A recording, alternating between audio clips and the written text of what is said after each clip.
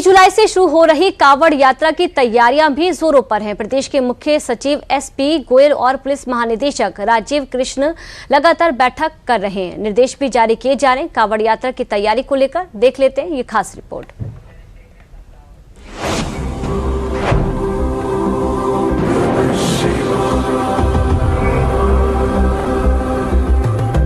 कांवड़ यात्रा करीब है और तैयारियां तेज। 30 जुलाई से शुरू हो रही कांवड़ यात्रा में श्रद्धालुओं और आमजन दोनों की सुविधाओं को ध्यान में रखते हुए इस बार विशेष यातायात और सुरक्षा व्यवस्था लागू की जाएगी।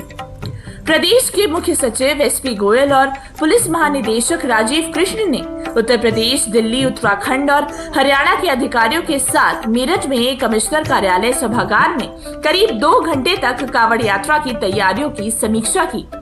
आमजन को राहत देने के लिए बैठक में क्या क्या कदम उठाए जाने का निर्णय लिया गया है, उस पर नजर डाल लेते हैं। यूपी के मुख्य सचिव और डीजीपी ने कांवड़ यात्रा को लेकर की समीक्षा बैठक।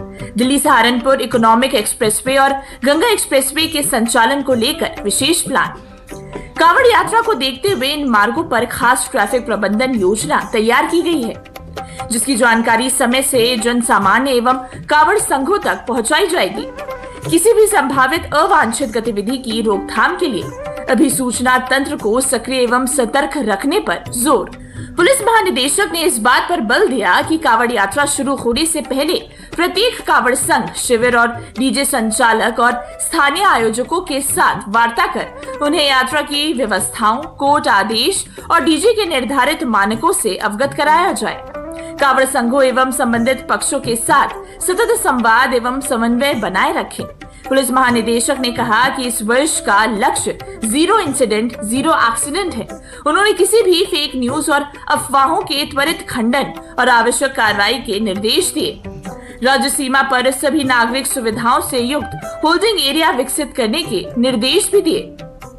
जैसा कि आपको मालूम है कि बहुत शीघ्र कांवड़ मार्च शुरू हो रहा है और जो हमारे कांवड़िए हैं उन्होंने ऑलरेडी जल लेकर के अपना मूवमेंट शुरू किया है, अपनी यात्रा शुरू की है। दिल्ली के और राजस्थान के वरिष्ठ अधिकारियों के साथ इस बारे में समन्वय बैठक की गई, जिसमें सभी अलग अलग प्रदेश के जो कांवड़िए यहाँ पर आते हैं, हरिद्वार तक जाते हैं, वहां से जल लेते हैं और जल लेकर के अपने अपने गंतव्य स्थानों पर जाते हैं, तो उनके लिए क्या समन्वय की व्यवस्था हो, जिससे कि इस धार्मिक यात्रा में कोई असुविधा ना हो और साथ ही साथ जो नागरिक हैं हमारे, उन नागरिकों को भी कोई असुविधा ना हो। इस बारे में विस्तृत विचार विमर्श किया गया, जो आवश्यक दिशा निर्देश थे वो दिए गए।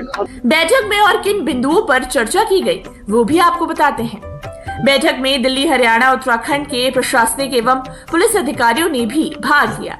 बैठक में अंतर्राज्यीय समन्वय, सुरक्षा व्यवस्था, कांवड़ मार्गों की निगरानी, यातायात प्रबंधन, भीड़ नियंत्रण, संवेदनशील स्थलों की सुरक्षा, चिकित्सा सुविधाएं, साफ सफाई, पेयजल व्यवस्था और आपातकालीन सेवाओं की तैयारियों पर विस्तार से चर्चा की गई।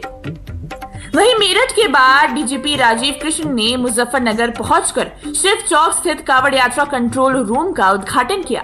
उन्होंने सुरक्षा और यातायात व्यवस्थाओं का निरीक्षण कर अधिकारियों को आवश्यक निर्देश दिए।